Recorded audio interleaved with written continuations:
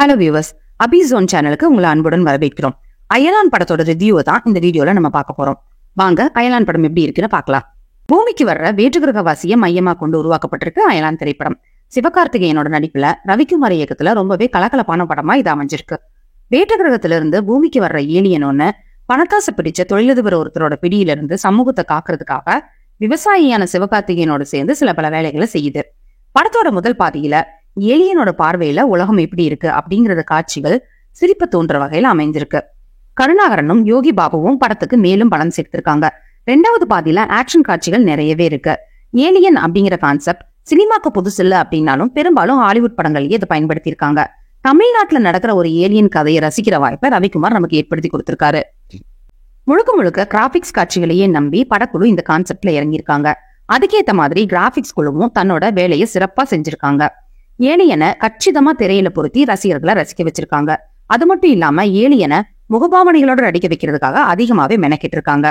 நம்ம ஈஸியா யூகிக்கக்கூடிய கதையா இருந்தாலும் கடைசி வரைக்கும் விறுவிறுப்பாவே கொண்டு போயிருக்காரு இயக்குனர் ரவிக்குமார். ஹாலிவுட் படங்கள்ல ரொம்பவே அதிகமா பயன்படுத்தப்பட்ட டைம் டிராவல் அப்படிங்கிற ஒரு கான்செப்டை தன்னுடைய முதல் படமான இன்று நேற்று நாளை அப்படிங்கிற திரைப்படத்துல எல்லாருக்கும் புரியும் வகையில எளிமையான தமிழ் கதை மூலம் காட்சிப்படுத்தியிருந்தாரு ரவிக்குமார்.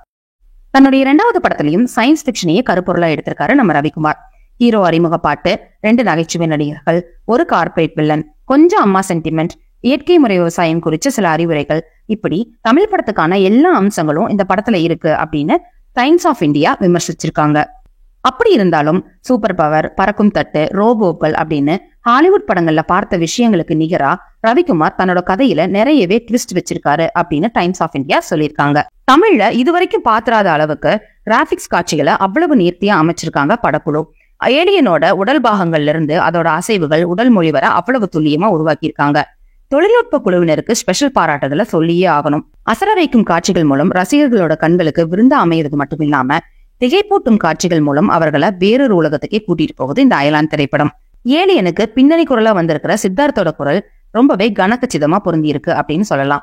இந்த படத்துக்கு இசையமைச்சிருக்கிற இசைப்புயல் AR ரஹ்மான் ஒரு பாடல்ல சிவகார்த்திகேயனோட சேர்ந்து டான்ஸும் ஆடியிருக்காரு. பொதுவா மேடைகள்ல சத்தம் போட்டு கூட பேசாத AR ரஹ்மான் அவர்கள் இந்த படத்துல நடனம் ஆடி இருக்கிறது கூடுதல் உற்சாகத்தை தருது. அதே பாட்டுல இயக்குனர் ரவிக்குமாரும் இவங்களோட சேர்ந்து டான்ஸ் பண்ணியிருக்காரு.